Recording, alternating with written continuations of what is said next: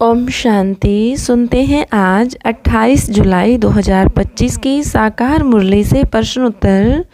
प्रश्न 1, वर्तमान समय बाबा कौन सा कार्य कर रहे हैं? उत्तर, वर्तमान समय बाबा विश्व में शांति की स्थापना कर रहे हैं। वे आदि सनातन देवी देवता धर्म को फिर से स्थापन कर रहे हैं, जिससे विश्व फिर से सुखधाम बने। प्रश्न 2, विश्व में शांति कब थी और अब कैसे स्थापन हो रही है? उत्तर, विश्व में शांति तब थी जब लक्ष्मी नारायण का राज्य था। अब वही सतयुगी स्वर्ग फिर से स्थापन हो रहा है, बाबा के ज्ञान और योग यज्ञ द्वारा। प्रश्न 3, बाबा को रुद्र क्यों कहा जाता है? उत्तर, क्योंकि वह रुद्र ज्ञान यज्ञ रचते हैं, जिससे 5 विकारों का संहार होता है। यह यज्ञ मनुष्य नहीं, स्वयं शिव बाबा रचते हैं, जिससे विश्व में पुनः शांति और पावनता की स्थापना होती है। प्रश्न 4, निराकारी दुनिया को विश्व क्यों नहीं कहा जाता? उत्तर, क्योंकि विश्व शब्द मनुष्यों की दुनिया के लिए है। निराकारी दुनिया आत्माओं का शांति धाम है।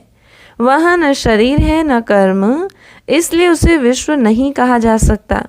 प्रश्न 5, बाबा बार बार याद का इशारा क्यों देते हैं? उत्तर, क्योंकि सच्ची याद से ही आत्मा एवर हेल्दी और पावन बनती है। जब आत्मा बाप को याद करती है तभी विकर्म विनाश होते हैं और विश्व के मालिक बनने की कमाई होती है। प्रश्न 6, क्यों कहा जाता है कि बच्चों को अंदर से बहुत शांतचित्त होना चाहिए?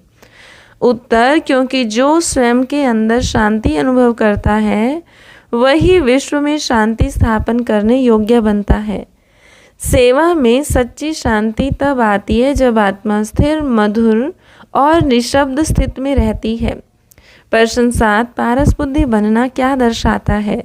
उत्तर, इसका अर्थ है आत्मा बाबा के ज्ञान रूपी स्पर्श से सोने जैसी मूल्यवान बन जाती है और दूसरों को भी उच्च अवस्था में ले जाने की सामर्थ्य प्राप्त करती है। प्रश्न 8, ब्राह्मणों की सेवा में मुख्य नियम क्या है? उत्तर, ब्राह्मणों की सेवा रॉयल्टी युक्त, शांतचित्त और मधुर वाणी से होनी चाहिए, क्योंकि वे स्वयं विश्व में शांति स्थापन करने के निमित्त बने हैं। प्रश्न 9, याद की मेहनत न करने से क्या होता है? उत्तर, याद में न रहने से आत्मा माया के तूफानों में फंस जाती है, अशांत हो जाती है और पावन नहीं बन पाती, जिससे सजा और पद भ्रष्ट होने का खतरा होता है। प्रश्न 10, फुल स्टॉप देकर फुल पास होने का क्या अर्थ है? उत्तर, इसका अर्थ है किसी भी परिस्थिति या पेपर में घबराने के बजाय स्थिर होकर समझदारी से संकल्पों को विराम देना, जिससे आत्मा सफलता की ओर बढ़ती है। प्रश्न 11, ब्राह्मणों की मत और बाकी मतों में क्या फर्क है? उत्तर, ब्राह्मणों की मत शिव बाबा की श्रीमत होती है, जो सत्य, शुद्ध और कल्याणकारी है, जबकि बाकी मत मनुष्यों द्वारा बनाई गई हैं, जो अनेकता और अशांति को जन्म देती हैं। प्रश्न 12, वर्तमान समय कन्याओं की क्या विशेषता है?